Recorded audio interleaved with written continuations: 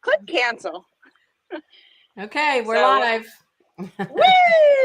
We're live. We're live after 27 minutes of trying to get Debbie to learn technology. Yay, Debbie. We definitely did not hire Debbie because she's a techie. Okay, listen, I have control of the live button right now. Just saying. That is true. You could take us off. You are in control today. That's right. So keep that in mind. I'm just walking in sunny Florida. You know, it sucks here. It sucks. Good sun, beautiful weather. It's just awful, you know? Who would want to live here with palm trees? Who would want to live here? I don't know. Keep telling you, it's why I'm so chill. That's where I grew up. So, you know. You are not chill. You're like fake chill. You are like the fakest chill person I've ever met. It's like anxiety under there. Yeah. But you want to know what? I'm telling you, my anxiety is why I'm a good entrepreneur. Yeah. It really, I just have it under control, but I mean, sometimes, but well, it leads into the topic of the day, which is resiliency. Yeah. Do you want to laugh? The title is Resiliency or Not, kind of like Happy or Not. Okay. Get it? I like it. Yeah. I thought it was pretty cheeky. I think this is a cool topic because, I mean, we come on last week, we dropped like crazy bombs, and we had so many people that actually wrote me afterwards about the little LinkedIn trick that I taught everybody. Yeah. And so many people are like, this is like game changing for my business. I'm like, yeah, that's why you should never miss one of our lives, because then you miss out on the little gems that I drop on how we make so much money. But today we're talking about resiliency, which to me is probably 99% of why small businesses fail. Because entrepreneurship sucks. Like, it does suck sometimes, especially when you're new, especially when you've never done it. And so I'm excited to talk about this. What do you guys think? Do you like this topic? It's a great topic. I mean, resiliency is the backbone of entrepreneurship. And if you don't have that backbone, it's very simple. You're just not going to make it, right? I mean, you have to have resiliency. But I find it to be almost like a muscle, because I find that resiliency goes so hand in hand with mindset, right? And it is a muscle that you have to constantly be working on, because it's not easy to be resilient, right? Let's face it, right? Like when we fail, and we've all failed, right? You know, when we hit hard times in our business, it's really, really hard to be resilient. So I think I'm excited about this topic to talk about better ways of how to be resilient and why it's important. It's also different levels too. Like, I find that at certain levels in my life and career, I've been like so resilient. And like, I'll tell you guys a story. So when I sold my business in 2014, I ended up I was trying to be a teacher. I got a PhD, ended up getting sucked into administration and higher ed, which is awful, but that's a whole other, that's a whole other, we can have drinks for that one. But then like I had like such confidence in that role, because I'm an entrepreneur. I know how to make revenue, and I'm kind of in a dinosaur industry. And I'm coming in with fresh new ideas. And I mean, at 1 year we made a surplus of $50 million that like the school was literally ready to close, because of new fresh ideas. And a lot of it was just spinning the offers and how we were building the different offers. So I would say the first 5 years was really fun, and then I started to get a little bored. But then I went into a private equity company because I missed entrepreneurship, but I still had my 5-year non-compete. And I went to go work for Catterton Partners, worst job of my life. And the CEO was such a jackass. Not of Catterton Partners, by the way, of the subsidiary that I was working for. Catterton Partners is a private equity company. And he knocked my confidence so bad. And like, even at my level, somebody that has built like crazy 9-figure companies, this guy still was able to shake me, and I was not resilient in that job at all. And it was probably the worst and best experience of my life.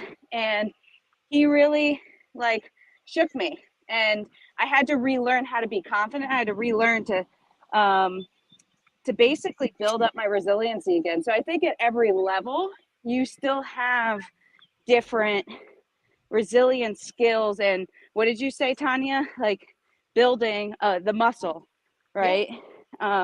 In that job, I needed a bigger muscle that I just didn't have. I had to train it and build it up. Yeah. And I think a good way, well, at least it works for me, to build my own muscle is to understand other entrepreneurs' failures. Like if you look at some of the most successful people and you really listen to their stories, like they have all these failures. And I think it's important for that relatability and to understand why am I failing? What can I do to better myself? And I think the whole know thyself is so important when it comes to resiliency, right? Because we have to, as entrepreneurs, be able to reflect and to be honest with ourselves, right? Because if you're not going to be able to be honest with yourself and reflect on your failures and fail forward, then it's just it's all for nothing, right? What do you think, Deb? Yeah, everything you guys are saying, I keep hearing in my head the same word over and over, the same words over and over. And it's, I think Admiral McCraven was the one who said it, like talking to a Navy SEAL recruit who wanted to know how to get in, like, what did he have to do? And he said, in the end, there's only one way. You just don't quit. You just don't quit. You just can't quit. So it's all about how do I set myself up, my mindset, my habits, whatever it is, to set me up to be somebody who just never quits. I never give up. Doesn't mean I don't fail. Fail and quit are not the same thing, right? Like, I think that's a distinction that people see failure as like a dead stop, and it's not. It's usually a launch pad. If you're paying attention, it's going to show you what you need to know. It's going to move you off of something that's not going to work, because if something's going to fail, I want it to fail fast because I don't want to get stuck on it, So I really think it's about, how do I become somebody who just has no quit in them? I don't stop. I don't quit. And you could have quit. You could have resiliency and then have quit. Like I go back to that example, and it was the best and worst thing that ever happened to me in my career. And at first I kind of just wanted to quit. I was depressed. I was like, I suck. I'm terrible. My confidence was shook. But when I finally let my guard down and my ego go, I kind of sat back for a second. I was like, let me try to learn something from this. And the reality is what he was saying wasn't necessarily wrong. He just had a different perspective than I. So I said, all right, let me try to learn and see, maybe there's something I can learn from this guy.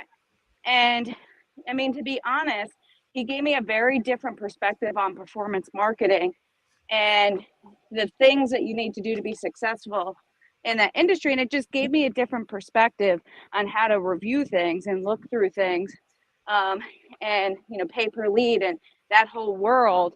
And so when I took a step back, that is what launched me back into entrepreneurship, that whole experience. And so I love what you just said, Deb, because that could have either stopped me in my tracks or it could have launched me, and it launched me. And I think that's a perfect lesson. Something that to keep in mind when you're taking those steps towards resiliency is to really be able to make that shift in perspective, like Alexa did, and know that most things in business aren't personal. It ain't about you, right? Like, so at the end of the day, she was able to make that shift. I almost think of it like a snake, like shedding its skin, right? And then you're getting like this new skin, and you're like, okay, I'm going to take that skin off. Like, I have this new skin now, right? And then you get to just, be better. Hey, speaking of snakes, there's lots of them in Florida, Alexa. Yeah, there are. Have you seen any? I have not seen one yet. Oh, yeah. A lot of ducks and lizards, like many lizards everywhere. Oh, there's a lizard right there. Yeah, they'll be in your house. Just be prepared. They'll be in the house. I had a lizard in my house the other day, a frog in my house the other day. Yeah. I've not seen frogs. I've seen lizards though. I have a question though. Did you run out of gas? Did you break down? Like, you're hoofing it back home. What's going on? Yeah. Well, for everyone watching, somebody didn't put this on my calendar, and I'm like out for a walk. I'm like, da, da, da, da, da. And Tanya and Deborah are like, we're going live. And I'm like, I'm a good 30 minutes away from my house right now, because I have short legs, so it takes me really long to go a quarter of a mile, See, you're resilient. You don't quit just because you're out for I'm work. resilient. I'm still on the live. That's right. I made it. That's right. I didn't let me being out for a walk stop me, even though my arm kind of hurts from holding up my phone. You're building See? a muscle. You're building a I'm muscle. building the muscle. Where's that? Oh, there we go. Do it, girl. Do it. Health is wealth. I'm telling you, I've already dropped like 5 pounds just living in Florida. You will. It's beautiful. You'll probably I sweat know. off another 5. Yeah, when the summer hits, you'll lose some more. Let's talk another resiliency thing, right? All So right. let me give another example that just happened. So we have possibly the biggest deal, and Tanya doesn't even know this yet. Deb knows this. She was my therapist. But so we have probably the biggest deal we've ever had. It's a multi-billion-dollar deal going to be, and we've been pretty much working on this contract for like 8 months, and you know, just long story short, it's been like back and forth, back and forth, back and forth, and we hit a lot of roadblocks with this contract, and it's something that we really really want, and I would say through, and I think we're at the end now. Like I think we're finally going to sign paperwork probably today or tomorrow, but it's been a long road, and to go through that process. And I don't want to say it has to do with like being in a boardroom with men and women, but it does. I do think there's a different dynamic, and it's kind of like, and I won't call it ego play, but it's kind of muscling up, like who's going to get the better deal. And I would say that we did a really good job staying resilient and holding our ground. And so I think that sometimes when we talk about resiliency, you have to actually be willing to walk away because it becomes less scary. And it's the same in business, right? Like I said to myself when I went back into entrepreneurship, like I was scared. I was getting a very nice paycheck every week, great health benefits. I pay $4,500 a month now. Do you know how scary that is? And, I said to myself, worst case, I go get another job. Let's try it. Like I could walk away from this if I have to, right? And so I said that kind of takes the pressure off a little bit to say like, hey, I have great experience. I could go work for any marketing company, any college, any company as a CMO and be okay. Let's give it a go. And so I share this story because this has to do with a contract, but or a deal. It was the biggest deal. It's the biggest deal of my life, and probably something I'm probably one of the most committed things that I'm really excited about. And it was, sad and scary of the potential of letting it go, but at the same time, I was resilient through it because of the confidence I have in our team and knowing that there's going to be a lot of great opportunities out there. Mhm. And so I was willing to walk away, and it helped with the negotiation. It helped with we're staying resilient, even though it got really hard at the end. And we got the outcome we wanted, and now everyone's happy. And we communicated, and we found a happy medium for everybody. So resilience is everywhere, but to me, resilience is being able to walk away is one strategy. It really just takes the pressure off. Yeah, 100%. And that is the leverage. It's just good leverage, right? And I think, leverage is something that maybe we should talk about on a separate, session, but it's super powerful and it's something we don't tend to use. Strategic partnerships are leverage, networks are leverage. Like there's ways to leverage assets and, skills and abilities and then leverage kind of your power, which is that I am in a position where I don't have to say yes if I don't want to. I can, I still am operating under my terms and conditions in the way that I want things to be. And that's a powerful form of leverage. And approaching any negotiation or any conversation or any formulation of an agreement with that kind of leverage ends up usually with a better agreement for both sides, because it's done out of personal empowerment. Like this is where I'm at. And so it's honest, it's straightforward, and it's aligned, and you'll get a better result. It's when you sell out or sell yourself short or second guess or do any of those things and you're disempowered, you don't get as good of an outcome. At least that's my experience. I've tried. And I think what to point out here is that Alexa in total, she had a vision that's bigger than herself, right? And I think it's important if you're going to have resiliency to have that real North Star, that vision that you're always reaching for, and nothing's going to get in your way. Whether it's $1 billion deal, $1 trillion deal, like it has to fit in line with the values, with your stream, like where you're going.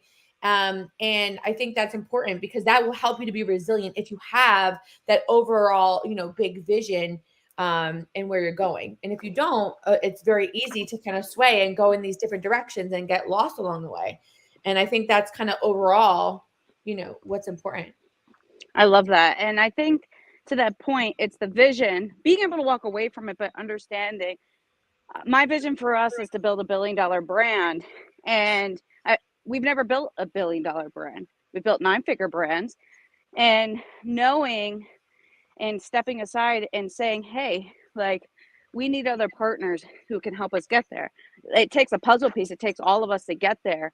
And, being able to walk away, but also being able to, say, hey, I need other people. And I think part of being resilient is the people you have around your table too, that can really fit in the missing pieces of you. And so I look at like the three of us, and we could not be more opposite, all three of us. And like, it's not even funny how opposite we are. It's perfect. No, it is. And we all complement each other really well. And it took 2 years for me to get to this, to finally find a team that I feel confident in. And like the synergy's there, and the skills are all there, and we all complement each other. And it's not all rainbow and butterflies. I feel like Deb wants to kill me every other day. But not Tanya, because Tanya, I know she wants to kill me every other day. Deb, I think. So you got No, I know, I'm just kidding. I'm kidding. But having the right people around your table, and that's like partners, that's staff, that's mentors, coaches, family, that matters too, because when you look around your table and you know that you have the knowledge and expertise to do it, like, I'm not scared to go after this $1 billion goal. We're going to do it. Yeah. It's going to take a couple of years, but we're going to do it because I look around the table of who we have to make this happen, and I'm like, holy crap, you could not have a better team. Yeah. You couldn't, and you have the marketing side, you have the production and manufacturing side, you have the muscle, the people that are like muscling through, making sure like shit's getting done. Like you have the sales side. Like, you look at every single angle, we have every piece of it. And that makes me feel more confident. It makes me feel more resilient when crap goes wrong, because I'm like, it doesn't matter. We have the team. I have the people. And at the end of the day, that's what makes me resilient. see, yeah, you're stacking wins, even when the speed bumps and the roadblocks come along. When you get past them, you stack a win, because we focus on the roadblock, we focus on the thing that's about to feel like it's going to stop us, or feels like a breakdown, or feels like a mistake. When we get focused on that, we can go negative in our mood. But when we get past it, we have to remember to focus on, that's a win. Like, we just created another win. You start stacking those, and you start to build that muscle that Tanya was talking about. Like, this is how it happens. Like, you got to run into shit. It falls apart, or it doesn't work right. You get past it. You come up with a solution. That's how, that's one of the ways you build, because resiliency will drive confidence too. The two are super related. Don't you think, Tanya? Like, when you say confidence, yeah. I do. I mean, thicker skin can only come through experience or supreme confidence, right? That you're doing the right thing, that you have the right team, that you have the right tools, that you're in the right environment, you're in the right place. And that in turn is going to cushion that resiliency. Like, it's going to just be all around you, where that resiliency is not all dependent on you. In the beginning of the solopreneur, it is, right? So that's what Alexa was talking about with different stages of entrepreneurship. As you build, there's different steps to take in building that resiliency. First, it's within yourself. Then it's within your table, like Alexa was mentioning. Then it's within your assets, and like Deb was mentioning, the leverage that you can have, in the strategic partnerships and the offerings that you have too. Mm-hmm. So it's perspective to me, right? So it's skills, right? Getting people around the table that have the skills you don't, to give you like strength, but it's also perspective. A perfect example is like, I take things very personally. That's just who I am. There's pros and cons to this. And I really felt like we had somebody that quit after 4 days, and the person was like, oh my God, this is the best place ever, da da da da, and then quit. And it was like so random. And like I was pretty pissed and upset about it. And like Deb talked me off the ledge. Like she gave me a different perspective to think about that I wouldn't have been able to really probably get to the conclusion myself. And so sometimes it's skills and gaining the confidence that you don't have, but it's also giving different perspectives. And I think that's really important as well, to make sure that you have different people with different perspectives and experiences, because they're going to be able to pull on that when you need it. Yeah, Tanya and I have talked about that, how hard it is to read the label from inside the jar. You know, it's like, I can't see. I need other people. Tanya does that a lot for me. So does Alexa. But like, there's just things I don't see where I'm stepping out. You know, I'm doing something I'm not comfortable with, and they're like, "You've got this." Like, what? You know, stop. And I'm so committed to not second guessing myself. Yet I still do it. This is still my learning edge. But it's also what creates that. Like, I gotta mess up now and then, and I do plenty.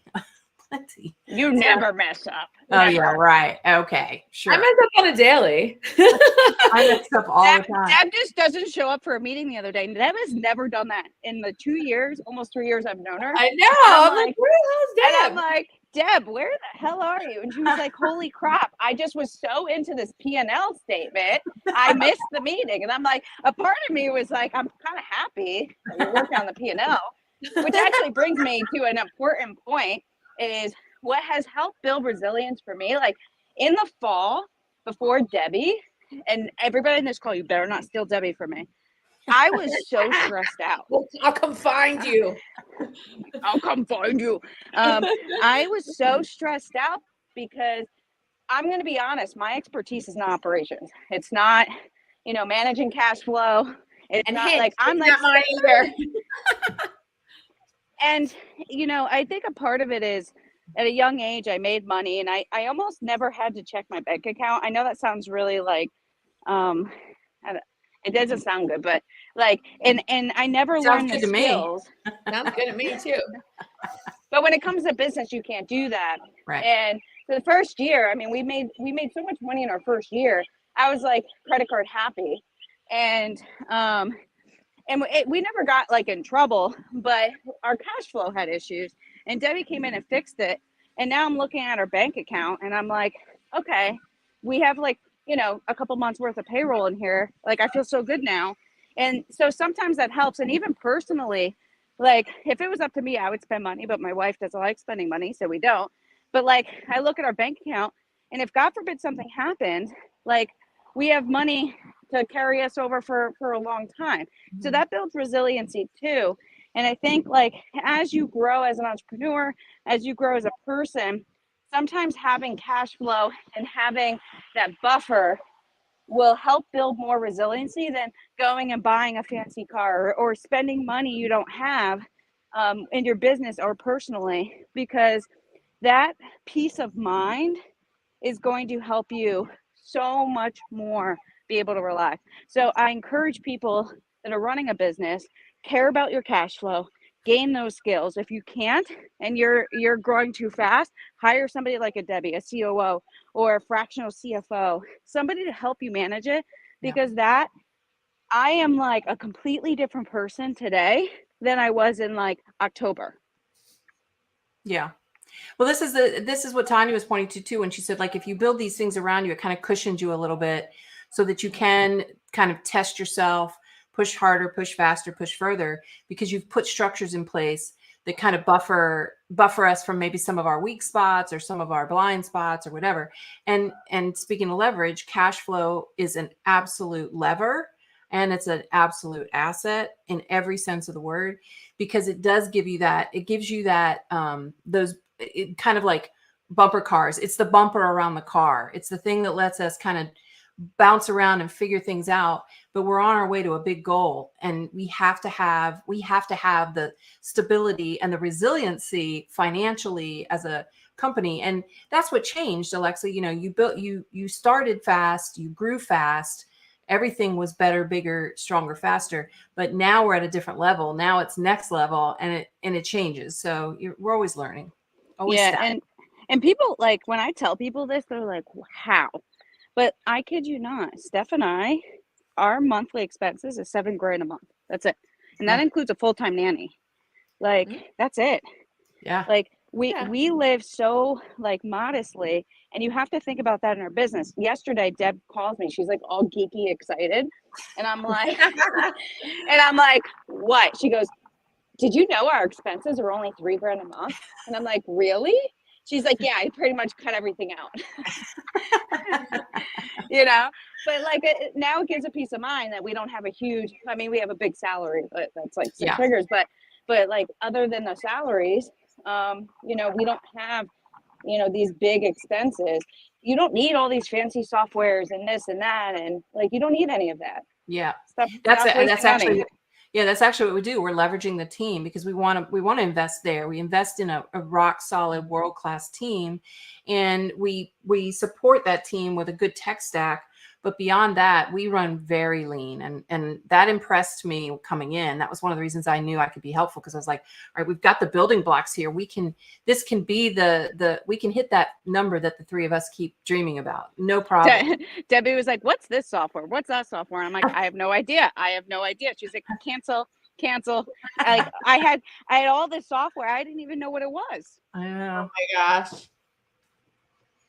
Yep. So this is exactly what it's all about. This is why it's important to get coached. It's important to have advisors. If you're a solopreneur, or you're a small, you're just starting out, or you're an entrepreneur, like it doesn't mean you have to have a big team, but put people around you. Like Tanya, Alexa, me, all three of us have people around us outside of the business and inside the business that can support and help us get where we need to go, because there's no way you can know everything. You just can't. And you have to have people that know other things, and then people that, when you do feel the weight of what you're trying to accomplish, that are there to lift you up and say, you've got this. Like the three of us do that for each other. There's moments when we're like, oh, this session, Rah, woo, yeah.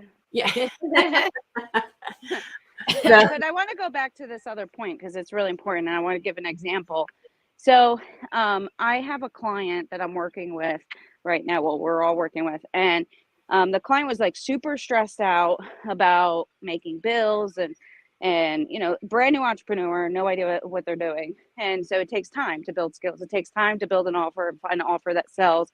Just because an offer sells for me doesn't mean it's going to sell for you, right? And so I said, like, what do you do at night? Nothing. All right, well, instead of watching Netflix, go spend 3-4 hours at night and do Uber Eats, and that will pay for your bills, and that will take the pressure off, and it will make you 10 times more resilient in your business during the day, because now you're like, hey, if I fail, where you'll be more open to taking risk and making mistakes to make it happen, because you're not so stressed out to pay your bills. So I just want to, I keep stressing this point because it's important. It's important because a lot of new entrepreneur, like we just had somebody else that just started coaching with us, and immediately she was like, well, I can't wait to learn because I'm making no money. Well, that's not good either. Unless you have a nest egg, unless you have, a spouse that makes money, like you can't not make money, because you're going to stress yourself out. And all it's going to do is take away your resiliency in your business because you're too worried about paying your personal bills. Yeah. Yeah. Resilience. Listen, there's a difference between being resilient and being stubborn. Like there are people that are just like, they watch this stuff on social media. Are you calling me stubborn? No, I'm not talking about you. I'm talking about the person the people we're referring to. Because they're like, they're convinced by the stuff they see on social media that, oh, I can be an online entrepreneur and I can sell a digital ebook and a course with a lead magnet and make $1 million with a good funnel. And they have really no idea what it really takes, because there's been years of this poured into the internet and people have consumed it. And then COVID happened and everybody decided they were a coach or a consultant. Everybody. And it's like literally everyone. Look at this hair. Literally everyone. So it's like, we're not talking about like that that's not resiliency. That's like stupidity. Hey, Madeline's here. Hi. Maddie. What you eating, Maddie? What is that? Is that watermelon? Yum. You're muted. You're muted. Alexa. I'm going to have some. That looks good. Mm-hmm. Kids are resilient because they don't have that mindset around, environmental things or things that have happened, past experiences, etc. They're like fearless and resilient. They are. That They're is like so not, true. Why do you think that? Why do they're you not think? self-conscious yet. They Because they're haven't not, figured Yeah. out. and they haven't had experiences that break down their resiliency or break down their confidence yet. I mean, Right. they don't know better, really. It's like a That's clean slate. They are like that. Yeah. Remember the snake I was talking about, the clean skin? Like that's Yeah. what it is. Wow, I yeah. have such bad sunglass just from that walk. Yeah, you do. Yeah. You're gonna be so tan by the time summer hits. You're I gonna be know. I know people like during the winter, they're like, "What nationality are you?" And then during the summer, when I'm so tan, they're like, "Are you like Spanish or something?" yeah. Florida will do that to you. See, now I'm in North Carolina and I now have a full-time dermatologist who's like, wow, you must have grown up in Florida. And now we're trying to fix all that. So, Wow. Yeah. Yeah, I gotta start wearing Sunscreen. sunblock. I sunscreen. gotta sunscreen. It Well, helps your skin be resilient. I know. I'm ready to actually just jump in this pool right now. Is that wild? Like, I literally Do might it. just, after this, Do it. in my clothes, I might just jump in. Do it. Do it. I'm I'm gonna be telling you, my resilient. favorite. That's how I grew up. Like in Florida, we get sweaty. We'd rinse off in the shower and Yes. jump in the pool. Go in the pool. That's exactly All what right, you do. when's my next meeting? We have an intern. Right now. Yeah, right now. All right, should we sign off? Should we? Yeah. We should do it on the call. I'll jump in and I'll ask everybody, should I jump in the pool with my clothes on? Yes.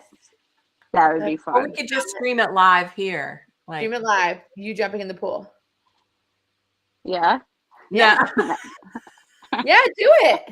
You got No. your earbuds in. Don't get those wet. No. They have to subscribe to my private channel for that. There you go. Yeah, your clothes are on, so. All right. So with Look at 3 minutes y'all left, see the wheels turning in Alexa's head. yeah, You see that? I'm thinking about it. All right, with 3 minutes left, I just want to say, I just want to come out and say, like, guys, there's always different challenges. I have challenges. I mean, I had so many challenges this week. I had so many challenges in the fall. So many people last year, 2022, just was the best year and the worst year. People screwed me over, stealing from me, blah, blah, blah. Like, things with like so many different things. And if I wasn't resilient, I wouldn't be here today. But I don't claim my resiliency is fully from me. And I think like there's different levers you can pull in your life to become more and more resilient. Like now I'm refocused on my health. Like I was, then I was, then I wasn't. And like I've been walking every day, exercising, like really trying to be more and more healthy. And that builds resilience too. Like when you're focused on a healthy mind and a healthy body, that builds resilience too. So there's so many different things you can do to build resiliency in your life and in your business. And we talked about a few of them. We talked about cash flow. We talked about having the right team. We talked about a number of different things. Help me out with the other ones. I forgot already. But resiliency must be built. Yeah. I'm proud of your spelling. Very good spelling, Debbie. And I'm proud that you figured out how to use the tool. I know. Look at you, fancy girl. Wow. You're But muted. she hasn't figured out how to, ooh, gross. She hasn't figured out how to unmute, but she figured out how to like have fun. I'm just letting you guys talk. It's okay. You got to be nice to me. I'm going to do, I'm going to put you in the hot seat and put you like right here. I actually like that one. That's kind of cool. But It is kind of cool. I'm the short one. Yeah, you do look short. Even though you like tower over me when we're in person. I know. That's sort of my life. I'm not the tallest one either. Any last words before we hang up and go have this team meeting? Never quit. Never give up. Keep going. Never quit. Never give up. Just know that resilience is a muscle. Don't take things in business personal. Create that cushion for yourself. Work that mindset muscle of resiliency, but also, the people around you, like Lex was saying. Yeah. Have that vision. Love it. Have the vision, everybody.